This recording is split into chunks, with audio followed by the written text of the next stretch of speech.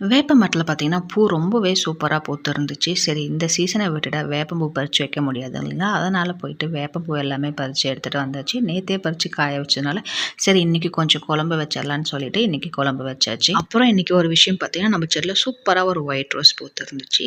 இன்னைக்கு பார்த்தீங்கன்னா election. So நம்மளோட ரைட் டு வோட் வந்துட்டு போய் வோட் பண்ணிட்டு வந்தாச்சு.